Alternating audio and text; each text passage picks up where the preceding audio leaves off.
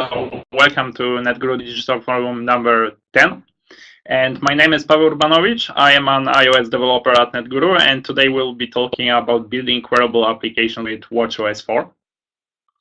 So let's skip to the agenda of the webinar today, and we have like 5 bullet points which cover the most important topics we want to discuss today.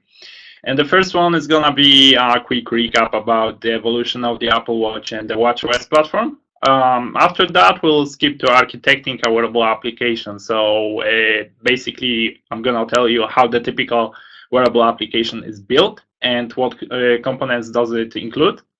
After that, we'll skip to the WatchKit Framework, which is basically a basis of building any wearable applications for watchOS. It's like a watchOS equivalent of the UIKit framework, you know, from iOS. So you will see a lot of similarities there. And after discussing the WatchKit, we will jump into a UX part of the presentation. So we'll be talking about building great wearable applications. So what can we do to make our application outstanding? To make it simple, to make it fun to the user, and what are the best tips and tricks we can use to just like enhance the experience our application provides. And the last part is called Watch Inside the Apple ecosystem. And on this part, we're gonna discuss how Apple Watch and basically the whole watchOS system corresponds with different API Apple provides, on a few examples which are basically heavily related to the purpose of watchOS and Apple Watch existence. So I think we can jump to the first part, the evolution of the Apple Watch and watchOS platform. So like I said, let's do a quick recap about the evolution of the device itself and also the platform, the development platform. And let's start with the Apple Watch, the first generation. So the first generation, the primary device, the original Apple Watch was introduced in 2015 in April. And it was available in 4 different variants. So we had the Apple Watch, we had the Apple Watch Sport, we had the Apple Watch Hermes, and we had the Apple Watch Edition. And depending on the variant, we have, of course, different price tags, different purposes. But one of the most important features of the original Apple Watch, which is with us today, is the interchangeable bands we can use. And thanks to these bands, you can apply to your watch and customize the way you like it. Apple Watch also quickly became an element of fashion. Apple Watch was compatible with iPhone 5 and iOS 8.2. So the first support came actually with this version of iOS and iPhone 5, since it had a support for Bluetooth Low Energy Protocol, which is required for the iPhone and Apple Watch to operate, was the minimum compatible device. Apple Watch, the first generation, was released with pre-installed watchOS 1. Okay, so let's jump to 2016, when the second generation of Apple Watch was introduced. And the second generation had 2 variants. This time, these were not divided into variants like Edition or Hermes or Sport. Actually, with the introduction of the second generation of Apple Watch became a full-fledged fitness device. So Apple decided to drop cooperation with brands like Hermes to make like a exclusive device and focus on creating a full-fledged fitness device instead. So Apple started cooperating with brands like Nike to create their own bands for the Apple Watch for runners.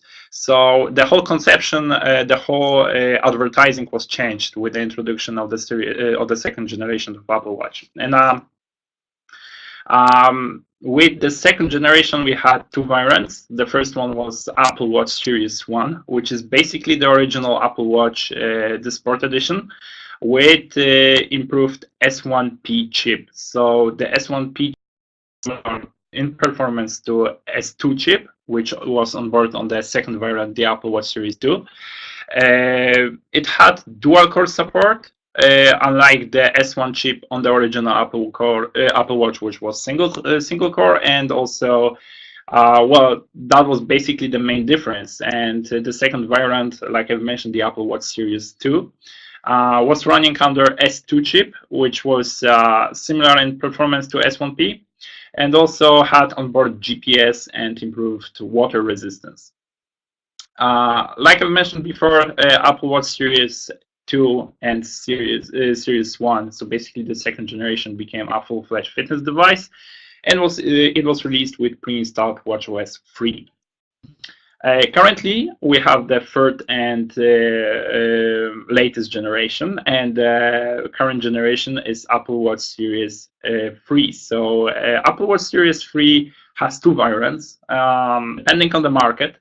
We have a variant with LTE support and without the LTE support. So the easiest way to distinguish between these two is that the LTE compatible version of the Apple Watch Series 3 has a red dot on the digital crown, while the non-LTE version doesn't have this red dot. So basically it looks like Series 2. Series 3 was running under S3 chip, which was actually even more performant than S2 chip in Apple Watch Series 2. And it is also more battery efficient. So these were like two major technical changes in terms of the chip. Apple Watch Series 3 replaced the Apple Watch Series 2 on the market, and it was released in September 2017, so a couple of months ago, with a pre-installed watchOS 4. Okay, so now let's talk about the platform, and let's start with watchOS 1. So watchOS 1 wasn't an actual development platform per se. It was instead an iOS framework called WatchKit. And watchOS 1, which brings us a concept of WatchKit apps and WatchKit extensions. And this concept is still up to date. It still exists in watchOS 4, the latest version. So basically, we will be discussing that in detail further, but just to let you guys know, the extension part of the watchOS experience is responsible for performing application logic, while the WatchKit app is mostly the UI side. And what was important in watchOS 1 is that the extensions, so basically the whole logic which was executed, which was supposed to be actually executed on the side of the Wearable app, was calculated on the iPhone. So every time we wanted to do some kind of calculations, we were sending a message via wireless communication to the iPhone. The whole logic was recalculated on the iPhone and sent back to the watchOS device. So the performance was quite sluggish and quite slow. And actually, the funny thing is that also Xcode at this time, Xcode 6.2, with the first support of the watchOS 1, had development tools and simulators which were actually slowed down on purpose to simulate the whole behavior of these sluggish delays between in the communication between the watch and the iPhone.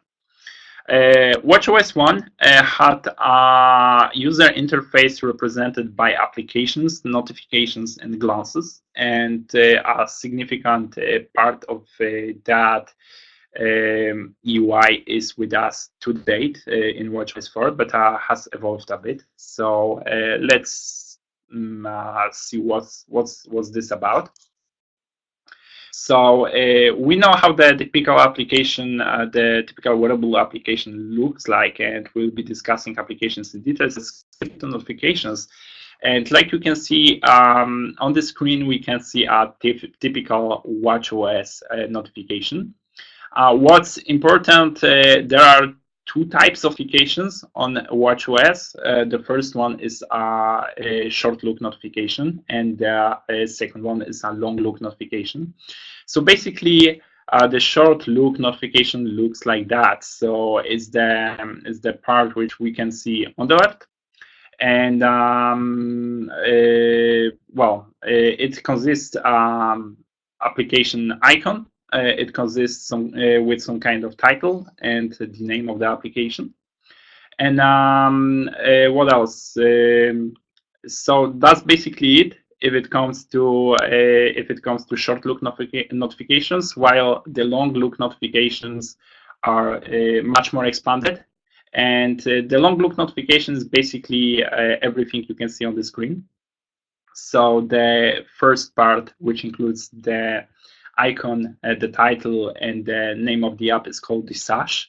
And after the sash is dismissed, we can see some kind of customized content. Like in this case, we have some kind of information about when some kind of meeting starts, and some details about the date. And also, when we scroll, we have more interaction within the notification. For example, action buttons, which are visible over here. So, depending on the use case, depending on the programming of the notification itself, we can have two different types of the notifications, and it's still relevant in watchOS 4. Glances, on the other hand, were existing in watchOS 1 and also watchOS 2, but are not present in watchOS anymore. Glances were like quick informative screens coming from different applications, which were accessible from the action menu. So right now, to access the action menu, you have to swipe up from any screen on the watchOS, and you will have access to quick action buttons like flight mode, do not disturb mode, or silencing the ringer. And it's still here with us, but we do not have this page control anymore, which was responsible via scrolling to switching to glances. So glances, like I said, were quick and informative screens coming from different applications. And since the introduction of watchOS 3, which we'll discuss a little bit later, glances were replaced by dock and snapshots. But in the meantime, let's jump to watchOS 2. And watchOS 2 bring us a huge architectural change, which was moving extensions into the watch. So basically, we'll discuss that in a moment to give you a better perspective of what happened and how it improved the performance. But in the meantime, let's just focus on a couple of minor things, like watchOS 2 introduced complications on watch face. Well, complications are relevant as well, and we're gonna have a separate slides or even a couple of slides about them. But complications basically change the way we interact with the Apple Watch today. watchOS 2 also added a couple of new interface objects. One of them was WKInterfaceDevice. So it was, I think it was the first object in watchOS which took actually programmatical advantage of the digital crown. Other objects up to date were just interacting via the screen, and actually the interface speaker was the first one to use the crown. We had a couple of new APIs and updates. For example, collocation was added to watchOS with the watchOS 2 update, and a couple of other APIs, for example, networking APIs. So we were able to make some kind of networking calls via URL session. So let's talk about this architectural change I've mentioned, which actually boosted the performance a lot. So like I said previously, in watchOS 1, like we can see on the screen, the WatchKit extension, so the whole part responsible for actually calculating the logic of the app and performing the logic of the app, was on the side of the iPhone. So like I mentioned previously, every time you wanted to make some kind of calculation, any kind of change on the side of the app, we had to interact with the UI, with the watch app, send this information to iPhone, recalculate this information, send it back to the watch, and display the changes on the UI. So it was sluggish, it was actually slow, and there were a lot of delays in that. So actually what watchOS 2 did, it moved the extension to the watch. So actually all the logic, all the calculations were performed on the watch itself. So it greatly improved the performance because with every interaction between the code and the UI, we didn't have to communicate with the iPhone. So it was actually all taking place on the same device, and the delays were significantly reduced. Okay, so I've also talked about complications, and complications are with us today, existing on watchOS 4, and are massively important of the actually any application, I believe. So by definition, complication on the watch is any kind of let's say visual enhancement, which is not a display of the time itself. So basically anything that is present on the watch face and doesn't show time is a complication. So like we can see, there are a lot of complications right there. For example, the complication which is showing us current date, some kind of timer complication, some kind of, moon phase, I believe. These are actually almost everywhere right now on the watchOS, on any kind of watch face. And complications were used to display some kind of, and are used to display some kind of important data. Complications are meant to launch the corresponding application quickly, directly from the watch face. So yeah, today these are pretty important part of the platform, and we're gonna talk about them in detail a little bit later. Okay. So in the meantime, let's skip to watchOS 3 and let's go through that version quickly. So watchOS 3 introduced background app refresh. It was another significant performance change. And actually, with the introduction of watchOS 3, the applications were able to update themselves in the background. So we were able to update the content. We were able to make some network calls in the background. We were able to actually update the complications. We were able to update the snapshots, which are visible on the docs. On the dock, I will talk in a moment. I have it in a separate slide just to let you know, guys, how it looks like. And in the meantime, let's go quickly through the rest of the changes. So in watchOS 3, we had a couple of navigation enhancements and also added simple gesture recognizers. The same gesture recognizers you know from iOS. So it was, for example, a tap gesture recognizer, a swipe gesture recognizer, long press gesture recognizer, and the pan gesture recognizer. Also, watchOS 3 brings us support for new APIs like SceneKit and SpriteKit. So if you, for example, had some SceneKit scenes you wanted to show, I don't know, to your friends, you could use the watch from this moment to display a simple scene. And it also brings us the user notifications framework. So it's pretty much the same framework you know from iOS 10, which actually brings us support of rich notifications to the device. And yeah, so actually, thanks to that change, we were able to create more customized and more rich notifications. Okay, so about the dock and the snapshots, basically, dock replaced the previously mentioned glances, And that's how the dock looked like in watchOS 3. It looks a little bit different in watchOS 4, since right here it's horizontal, and right now in watchOS 4 it's vertical. But basically, you could switch quickly between the most recently used applications, like you can do that on iOS. And snapshot is basically the part of the screen of the application which is presented on the dock. So right now, with the introduction of the background refresh API, you could take care of the snapshot as well, and make sure that information displayed on snapshot is customized and up to date and presented to the user.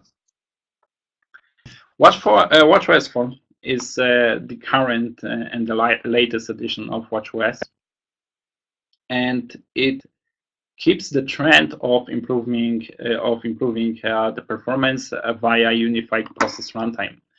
And I will talk about it also in the moment. I have a separate slide for that, so you will understand what the unified process runtime is about. What's important also to notice is that actually watchOS 4 increased memory limits for the applications. So actually, it took let's say bigger effort for the OS to actually suspend the application which was on the background. It also gave us a couple of improvements to the frontmost state API. So frontmost state basically is a state of the application when the application is active in the foreground, and we are just stopping using the watch for the moment without touching it. So we're just like, I don't know, dropping our hand, not looking at the watch at this moment. The screen dims, but when we go back and rotate the wrist and look at the watch again, the application is still presented. So if the application works in that way, and actually it's still in the foreground, even if the watch is dimmed, and stays in the foreground and actually is presented after the rotation of the wrist, then it means that the application is in the frontmost up state. Also, watchOS 4 brings us a couple of minor additions, like screen and auto rotations. So we could rotate our wrist to, for example, show some content to a friend standing in front of us, and basically with the rotation of the wrist, the rotation of the screen happened. And also waterlock API. So it is a good choice for example, in this case when you are creating a swimming app or any kind of workout app, which actually requires the screen to be locked. So waterlock API was accessible for you as well in watchOS 4. watchOS 4 also introduced a couple of new APIs, which were new APIs like CoreML, Core Machine Learning, or actually existing in the past, but actually introduced to the watchOS for the first time, like Core Bluetooth. And we're gonna be talking about them as well. So the unified process runtime, the first bullet point, had a major architecture change in watchOS 4. Was about actually performing both UI-related tasks and the logic on the same process. So before watchOS 4, basically in watchOS 2 and watchOS 3, we had the UI and the extension extension meaning the logic calculated on the same device, but running on separate processes. And the unified process runtime just is bringing these two things together to a single process. So we have even a smaller delay between operations performed between the UI and the logic. And since it is, it's not a change in the application itself, it's rather a change in the architecture of the system, it was automatically supported for any app already present in the store, which was supporting watchOS 2 or later. And I think Apple mentioned that during the WWDC presentation of the new watch. Okay. So we know a lot about the platform, so let's skip quickly to architecting a wearable application. And basically, when we are creating a target, when we're creating a new wearable app, we are focusing on three major elements. The first one is the iPhone app, the second is the Watch app, and the third one, as I mentioned before, is the Watch app extension. So what are these exactly? So probably, I think that we have many iOS developers with us right now, so you guys must be familiar with iPhone apps. And if you're not iOS developers, you probably have used at least one iPhone application, so you know how the iPhone application looks like. So I don't think it actually needs some kind of explanation, but the reason why I'm mentioning iPhone apps is because the Watch apps cannot exist without corresponding iPhone app.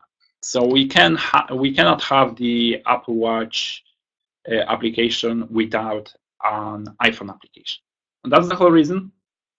Of course, we can use the iPhone app to communicate with the Watch app and exchange some kind of information. We'll be talking about this as well.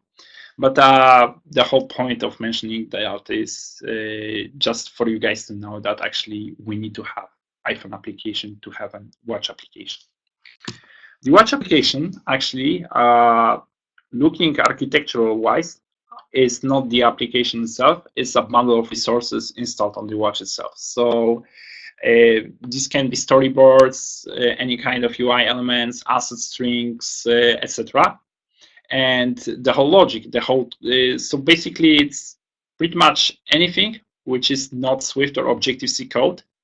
And the code itself, the logic, is on the side of the Watch app extension. So the Watch app extension is the actual code you write that is executed on the watch. And it works closely with the Watch app, with the second target. It just corresponds to the Watch app and exchanges some kind of information.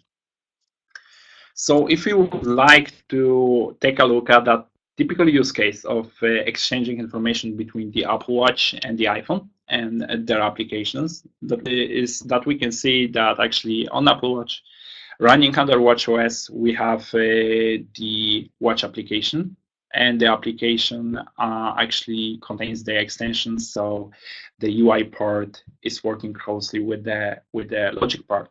While on the iPhone, we have the iOS app running under iOS, and these two are communicating with each other via the Watch Connectivity Framework. But what exactly is Watch Connectivity Framework, right? I haven't mentioned about that before, and probably it needs some kind of explanation.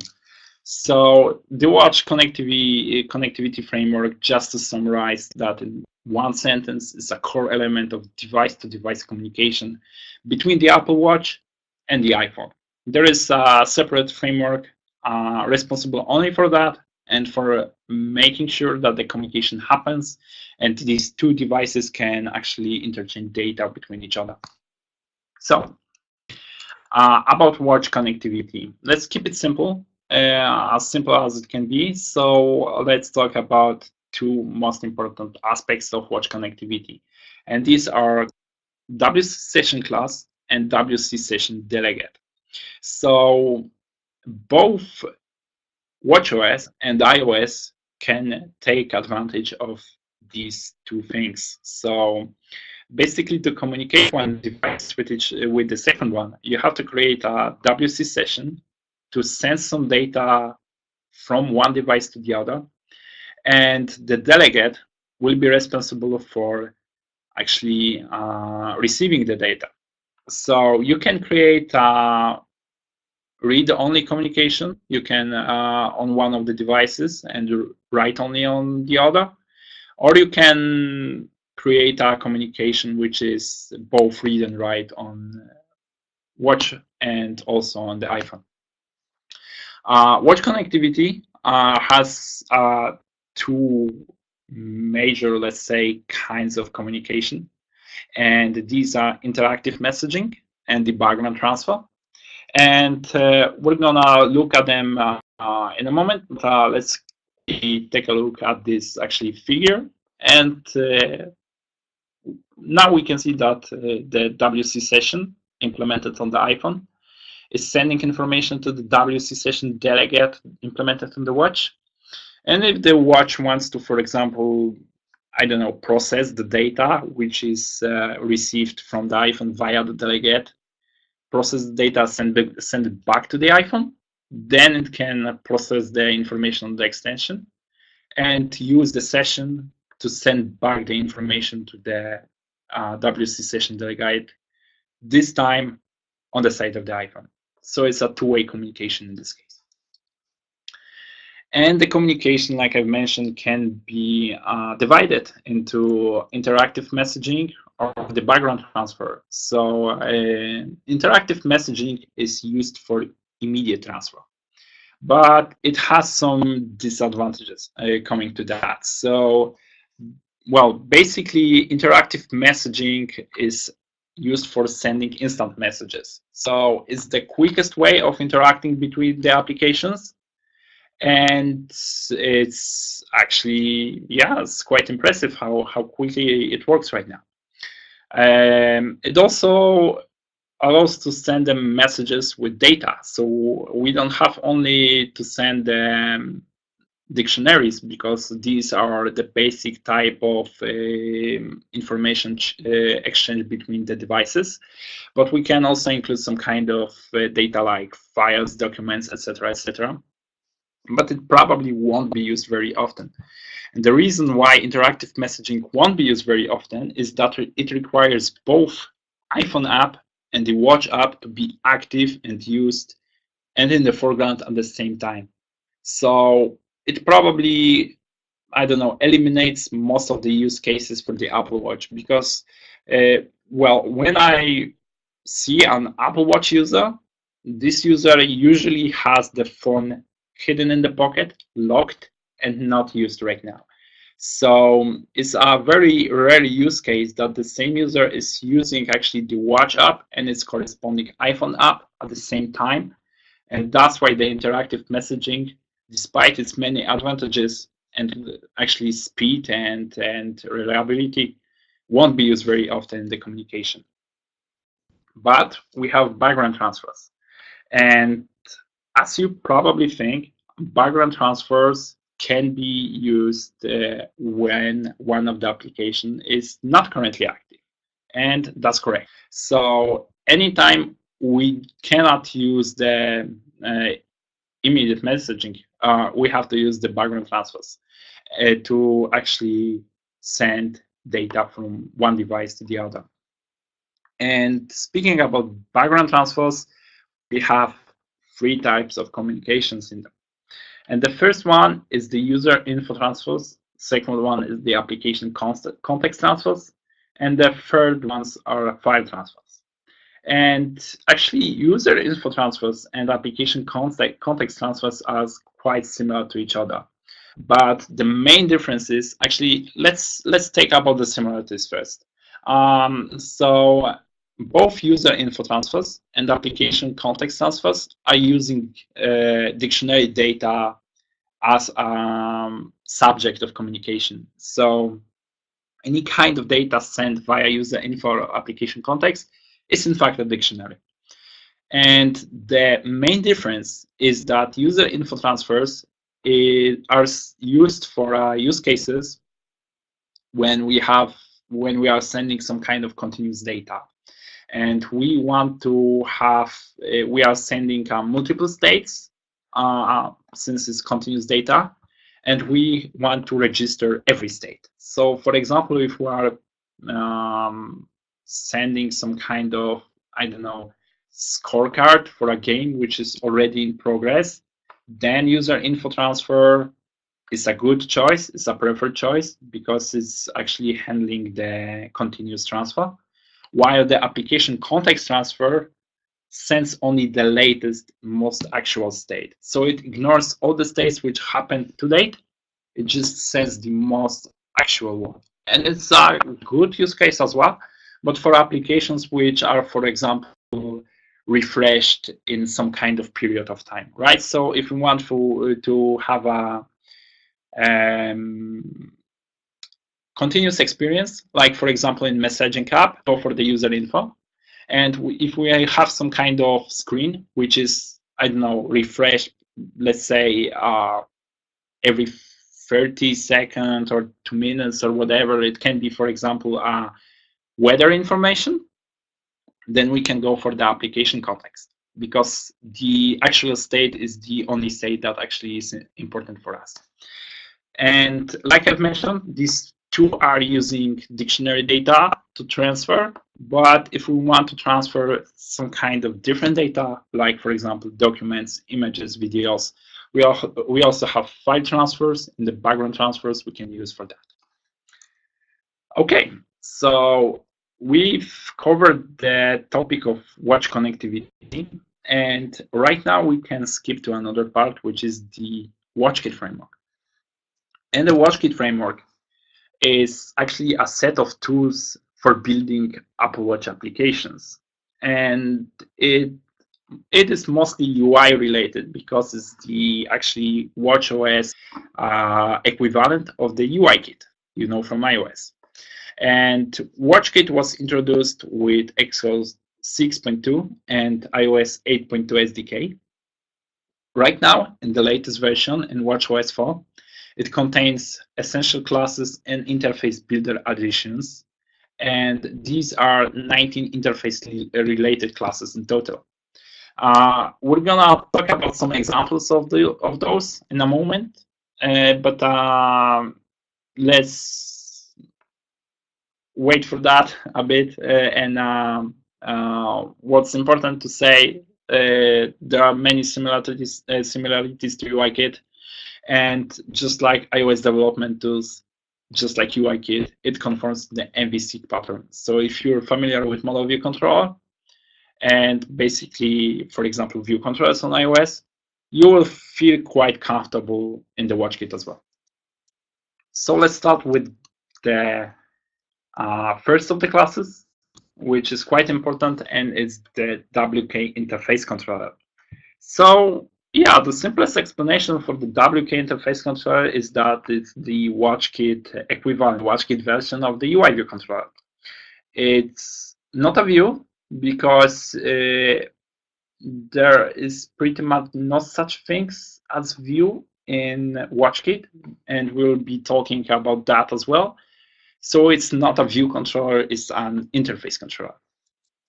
And the WKInterface controller has its own lifecycle, which is quite similar to the UI view controller lifecycle. And on the side of the WatchKit extension, where the logic is performed, we have the activate method, which is actually an equivalent of the viewDidLoad method from the UI view controller. And when this method is executed, we know that the UI elements are already loaded and meant to be displayed. And via various action methods, we can interact with the UI. So we can have, for example, some kind of actions from interface builder to communicate with the controls. We have methods which are WatchKit equivalents of methods like view will appear or view will disappear. We have them as well in WatchKit. They are named a little bit different, but they're existing, and they have their equivalents. And after the presentation is over and the view actually can be removed from the, let's say, navigation stack, then and the user stops interacting with the screen, the did deactivate method is called, and the controller gets suspended. So about navigation between interface controller is also quite similar to the navigation we know from iOS. And we have 4 main types of navigation. And the first one is hierarchy.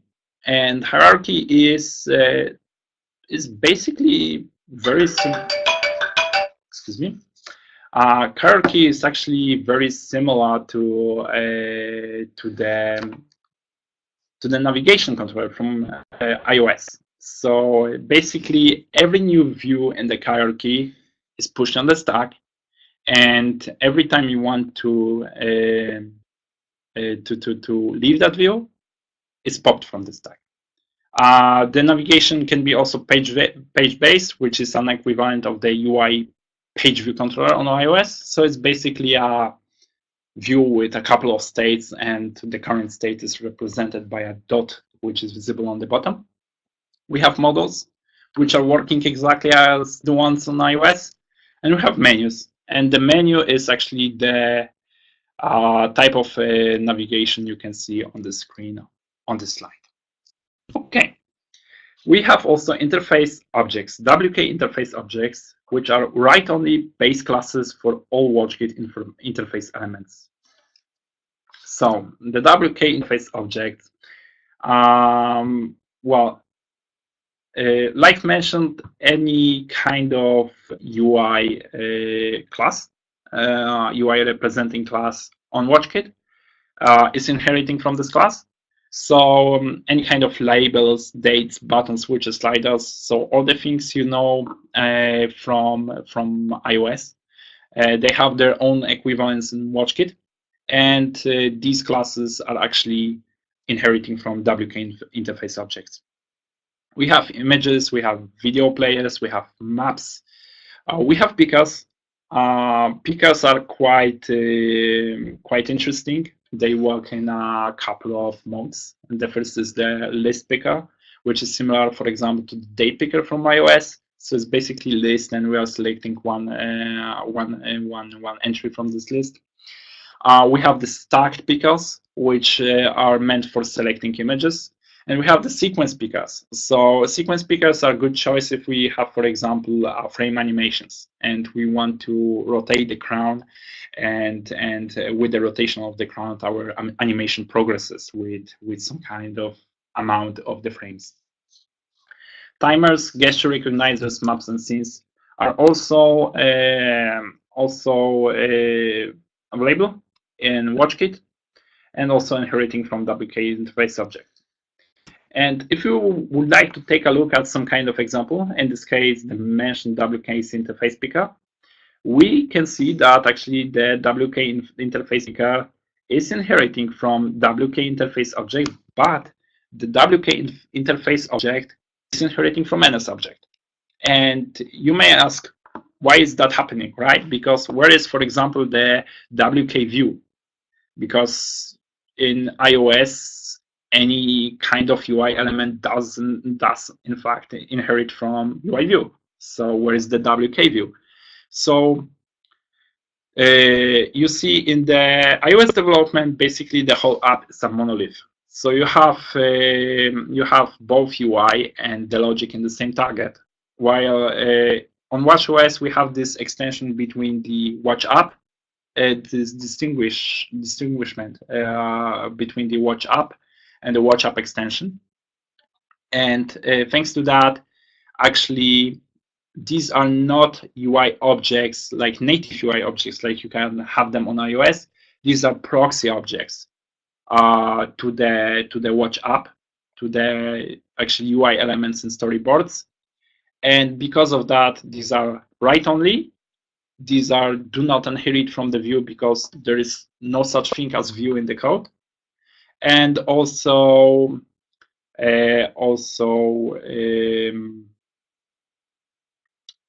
well, they don't, and also they inherit actually from NS object because they are proxies. Okay, so let's skip to the last class I wanted to mention, and in the WatchKit framework, and it's WKInterfaceDevice. It's a description of the device itself, so it provides the information about the watch. We can have information like screen size. We can have information about the model of the watch. We can have information about the system of version of the system installed, and any kind of information like locale, battery status, etc., etc. We can read it from the WKInterfaceDevice instance. Okay. So the next part is basically UX related, because we already know the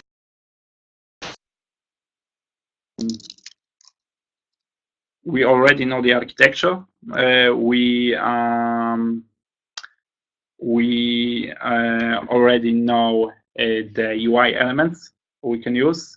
So let's focus on the UX. Let's focus on how we can make our application. And if you go to WWDC and watch any kind of video which is actually about, well, maybe not every video, but the most important ones about watchOS development, Apple always mentions that the applications have to be glanceable, actionable, and responsive. And what does it mean? Basically, glanceable means that you have to carefully consider what information to present on the user interface. You have to make it well-designed information. So basically, the reason for that is to keep it simple, to present only the information which is relevant and actually meaningful to the user, to reduce the fuss you can produce on the screen to minimum, and to keep the sizing of the fonts big enough to be actually easy read from the small screen of the watch. And so to make your application glanceable, there are a couple of tips. First of all, you have to make your interface simple and informative. You cannot overwhelm the user with too much information. You need to display only the most relevant information to the user, keep the proper sizing of your interface elements, and challenge yourself for simple and easy to use navigation. Because basically the navigation you create on the Apple Watch in most cases can be even simpler. And it's actually okay to use single screen apps on watchOS. So you can do that. The goal is to make your application fun to use, easy, but basically simple. The apps also have to be actionable. And what does it mean? It means that the application should be designed for quick interactions. And there are also a couple of tips on how to do that. So basically, you have to remember that the user is not going to spend a lot of time in your wearable application. The user probably is going to interact with for a couple of seconds, do what's necessary to do, for example, run the workout, and that's it. And that's the end of the interaction. So think about your interactions in the app to make them quick, to make them short, and design your application to make it work that way. By the interface, you can invite your user to take action in your app. So, I mean, just make it obvious. Use the actually proper controls to provide some kind of types of interactions. Do not forget about complications, because complications are extremely important. Not only for the application being actionable, but also for the application being glanceable. And display only relevant information on the complication and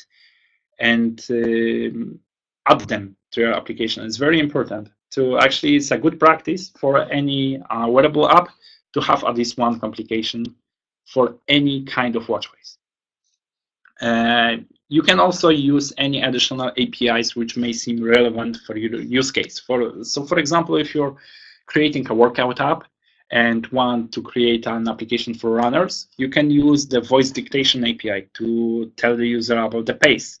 Or if you are creating a workout app for swimmers, you can use the water log API to log this display automatically. So that's also a part of the application being actionable. And finally, responsive. And the goal is to make your application as responsive as they can be. And to do that, challenge yourself to launch the app within 2 seconds. It's like a maximum time the user usually waits on watchOS, because the application and the platform is getting more and more performant. So actually, it's right now possible to just make your application not only glanceable but also actionable and responsive within 2 seconds from tapping to the button to the launch. Make user interface feedback as quick as possible. do not create unnecessary delays between the interaction in the interaction between the logic and the UI, and keep your content up to date thanks to the background APIs.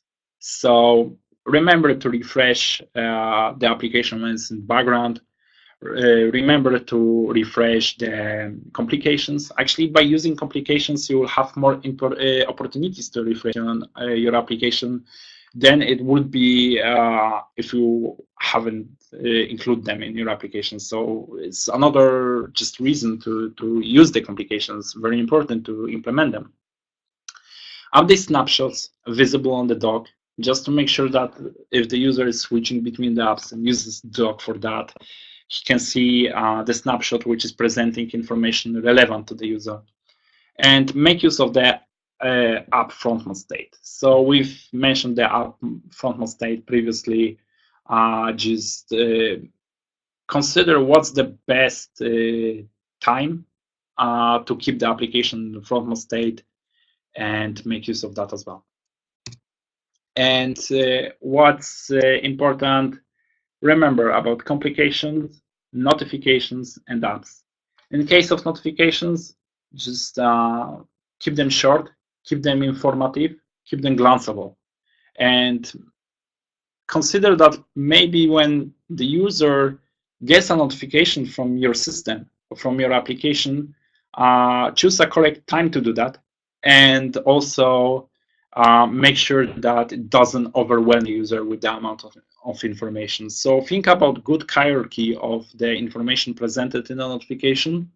Display the most important information on top, just to make sure that actually if the user reads anything, it reads the user reads the most important stuff, not the other stuff which may not be too relevant, but well, displayed anyway. So keep the most important information on top and the least on the bottom. And remember about the apps. So basically, all the good practices which are mentioned before are relevant for complications, for notifications, for the apps. So everything has to be actionable, everything has to be glanceable, and everything has to be responsive. Okay, so let's go to the final segment and let's talk about the watch inside the ecosystem. And well, since watchOS is right now advertised and actually meant to be a fitness device, I've chose 4 APIs which are on the iOS as well, but present on the watchOS, just to discuss the differences with you guys. So I have to admit, I have never used Core Motion before. I never did that even on iOS. So actually, I just bring some bullet points about it. But HealthKit, Core Location, or Core Bluetooth, and also Core Motion, I think these are quite relevant frameworks you can use to create a, I don't know, fitness or health application. And that's one of the many purposes, but probably most important one for the Apple Watch. So let's go to Core Motion. And Core Motion was introduced with the release of watchOS 2. And on watchOS, you have direct access to accelerometer data and indirect access to gyroscope and magnetometer. And what does it mean that we have the indirect access? Basically, we have an abstraction combining these two and the accelerometer, providing us with some kind of information, but it's not as detailed as it is on iOS. Anyway, we can detect the position on the watch. We can detect the acceleration and any kind of stuff which can be useful for us in creating the workout app. Core Motion also includes process data from a pedometer, and it can provide you with some information if the user is already on move. So what's the number of steps taken by the user? But for example, it doesn't, and if the user is in a rush or not, you can read that as well. But you cannot read that, for example, if the user is moving upwards or downwards. So if he's walking on the stairs, you cannot detect the changes in the floors. And also there's the activity. So you can actually, the CoreMotion API on watchOS can tell you if the user is already moving. And by moving, it means if he's walking, if he's running, if the user is actually sitting and not doing anything at this moment. But for example, it can wrongly return some kind of information when the user is driving. So for example, the user is actually moving, but doesn't do any physical activity. And sometimes it can be wrongly recognized by the CoreMotion API. So we have to keep that in mind, that we can be sitting on the train and the application can be thinking that we're actually doing a workout.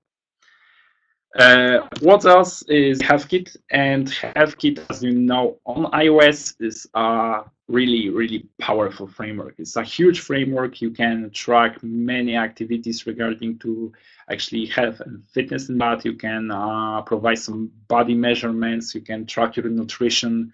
You can track your workouts. How long do they took? What kind of workout was that? How much active calories have you burned during that workout, etc., etc., etc. You can track your blood type, you can track your weight, you can track your well, any kind of measurements. So it's a really powerful framework, and it also exists on WatchKit, but its API is a little bit actually smaller than it is on iOS. So basically on HealthKit on watchOS, you are able to create workout session. You can sync between the watch and the corresponding iOS device and exchange the data. You can contribute to the iOS health application. So you can register the workouts and actually save them to the app itself, or you can collect workout data in the background. So it's also a good thing because, well, basically when we're doing a workout with the Apple Watch, we do not keep the application active and we do not keep it in the foreground because, well, basically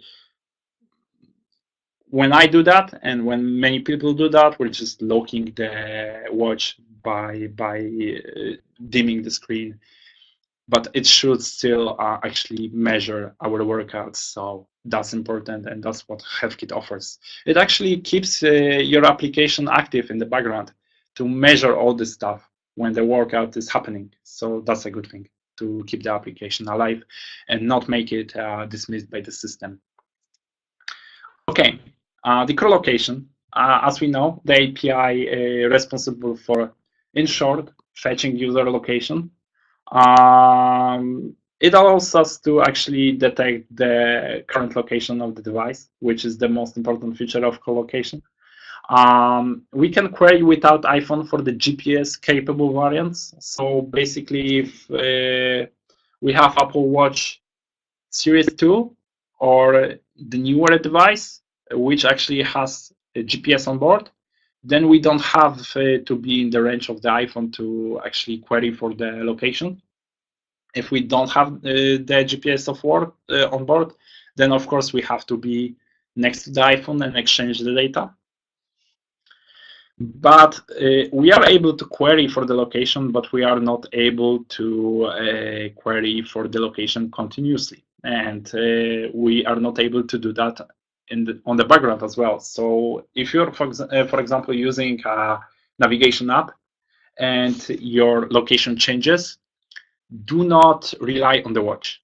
Just use the corresponding application on the iPhone to track your location continuously and send periodic updates to the Apple Watch itself. You can also delegate the location to the parent app on the iPhone, and like I've mentioned before on the example of the navigation app from the iPhone to the watch. And the last example of the ecosystem is Core Bluetooth, and it's one of my actually favorite APIs on iOS, and core Bluetooth was introduced to watchOS with the release of watchOS 4. Core Bluetooth currently works only in central mode because if you're familiar with Bluetooth, there's a concept of centrals and peripherals. So basically two types of devices which communicate with each other. And peripherals are usually sending data to the central. One central connects to multiple peripherals. So for example, if you are connecting your iPhone to your wireless headphones and to your Apple Watch and let's say third Bluetooth device like the scale, then your iPhone is the central and the other devices are peripherals. So the Apple Watch is able to work only in central mode. It cannot work in a peripheral mode.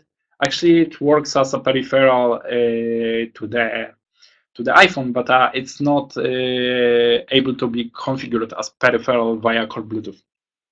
And while, for example, iPhone can be. And so it works only in central mode when the communication via core Bluetooth happens. It can interact with maximum 2 peripherals, and all the peripherals which are connected. Actually, there is a mistake in the slide. The peripherals are getting disconnected when the application is suspended. So when the application suspends, the communication is pretty much over. It doesn't exist in the background. And also an increased interval between connection happens because, like we know, watchOS and the Apple Watch itself is heavily reliant on the Bluetooth communication. So it's the priority for that. And the Apple Watch has to focus on keeping itself alive and the information exchange with the iPhone alive. And that's the most important thing for that. So basically the intervals in Bluetooth, which are used for connecting with the peripherals for the Apple Watch, are just twice as big as they are on iOS. So yeah, so that's it. So I hope that this presentation was helpful for you guys. I hope that it gave you a little bit clue on how the wearable applications are actually architected, how to build them, what kind of components you can use, and how to make your applications great. So I would like to thank you all for participating. It was a great pleasure to actually present that information to you. And if you have some kind of questions or want to discuss about it, I'm open to do that with you, so you can post your questions on chat. And in the meantime, thank you for coming.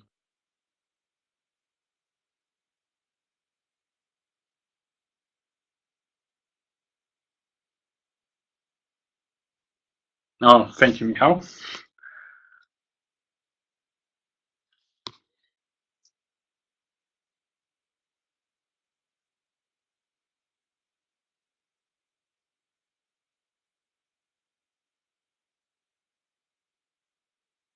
Thanks, guys. Okay. So I guess we do not have questions. So once again, thank you for coming. Thank you for participating. I hope that you guys enjoyed it. And you can always find the recap from the presentation on YouTube. We'll be posting that shortly. And yeah, so I guess that's it. Thank you very much.